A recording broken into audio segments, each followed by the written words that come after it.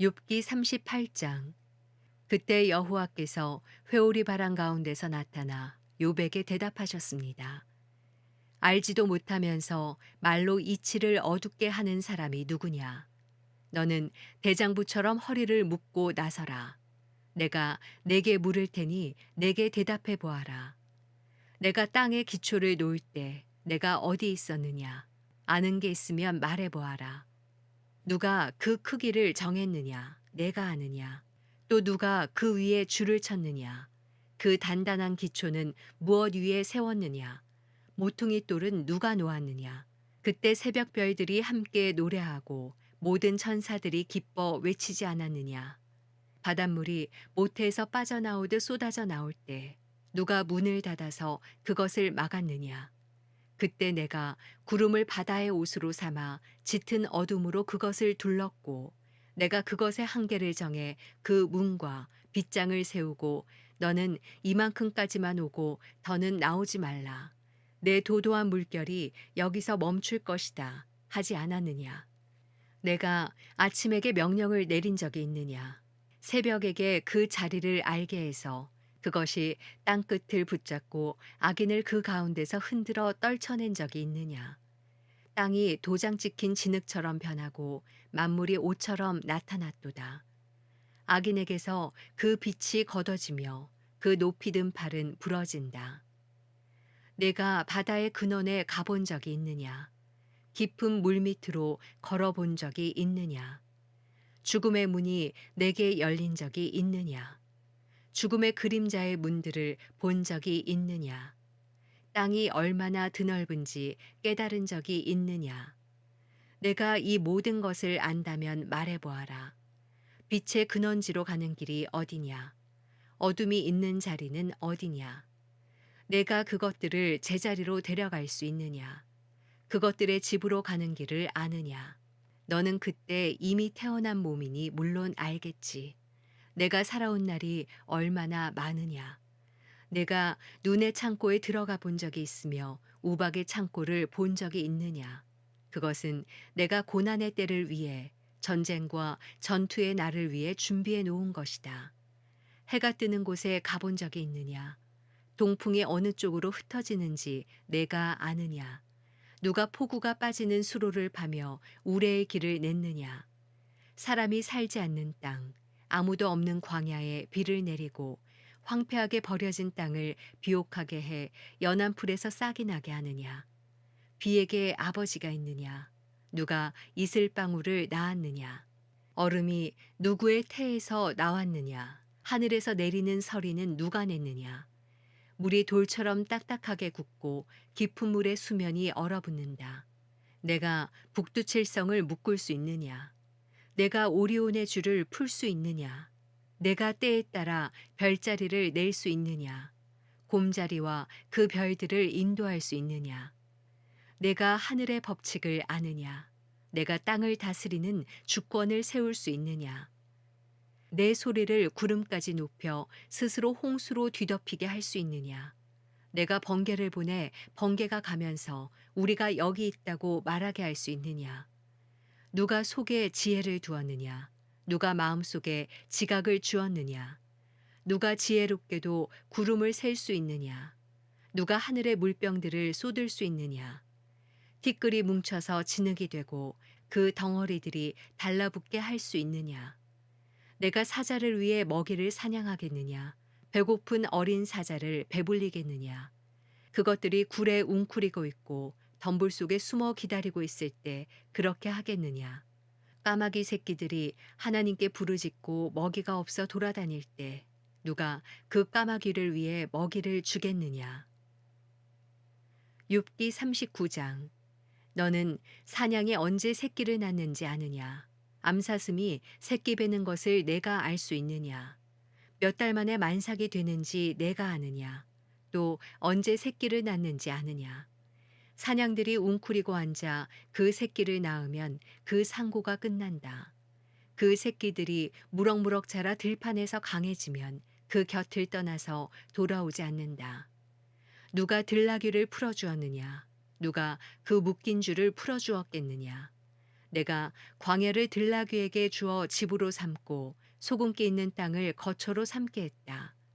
들나귀는 마을의 북적댐을 보고 비웃고 나귀 모는 사람의 소리도 무시한다. 산지가 그의 초장이니 푸른 것이 있는 데마다 찾아다닌다. 들소가 너를 기쁘게 섬기겠느냐? 내 구유 옆에서 가만히 있겠느냐? 내가 들소를 밭고랑의 줄로 묶어둘 수 있느냐? 그것이 내 뒤에서 골짜기를 경작하겠느냐? 들소가 힘이 세다고 내가 의지하겠느냐? 내가 들소에게 무거운 짐을 지우겠느냐? 내가 내 곡식을 가져와 타작마당에 모으는 일을 들소에게 맡기겠느냐? 타조가 재빠르게 날개짓을 한다마는 그 날개와 깃털이 황새만은 못하지 않느냐? 타조는 그 알들을 땅에 낳고 흙 속에서 따뜻하게 되도록 내버려두고 누가 발로 밟든 들짐승이 깨뜨리든 상관 않고 잊어버린다. 타조는 자기 새끼가 제 것이 아닌 듯 신경 쓰지 않는다. 상고가 헛수고가 되는 것쯤은 두렵지 않다. 이는 나 하나님이 타조에게서 지혜를 없애고 지각을 주지 않았기 때문이다. 그러나 타조가 그 몸을 높이 쳐들고 뛸 때는 말과 그 기술을 우습게 여기는 법이다. 내가 말에게 힘을 주었느냐? 휘날리는 갈기를 그 목에 둘러주었느냐? 내가 말이 메뚜기처럼 잘 뛰게 할 수 있느냐? 그 위험 있는 콧소리가 무섭지 않느냐? 말은 앞발로 땅을 차며 그 힘을 과시하고 무장한 사람들을 맞으러 달려간다. 말은 두려움을 비웃고 무서움을 모르며 칼을 보아도 뒤를 보이지 않으니 화살통과 번쩍이는 창과 방패가 그 앞에서 흔들려도 말은 힘차게 무섭도록 한다름에 내달리고 나팔 소리도 개의치 않는다. 나팔 소리가 울리면 마른 콧소리로 히잉하고는 멀리서부터 싸움 냄새를 맡고 장군들의 우레 같은 소리와 함성을 듣는다. 매가 떠올라서 남쪽으로 그 날개를 뻗고 나가는 것이 내 지혜로 인한 것이냐. 독수리가 하늘로 날아오르고 높은 곳에 그 둥지를 만드는 것이 내 명령으로 인한 것이냐.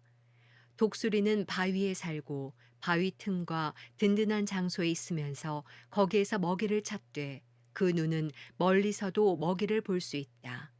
그 새끼들도 피를 빨아먹으니 주검이 있는 곳에는 독수리가 있다.